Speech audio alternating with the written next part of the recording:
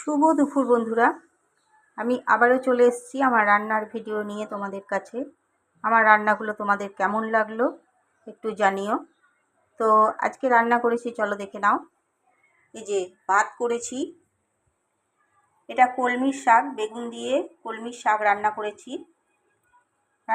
টক ডাল, আম দিয়ে মুসুরির ডাল, আর কালকের একটু টক আছে। আর এই যে মাংস রান্না চলছে, সবে কষা চলছে। তো এইটুকুই রান্না করেছি আজকে বন্ধুরা, মাংসর ঝোল, শাক আর টক ডাল। কারণ গ্যাসের খুব সমস্যা, গ্যাস পাওয়া যাচ্ছে না, তাই বেশি রান্না করতে পারছি না, তাই দেখাতেও পারছি না।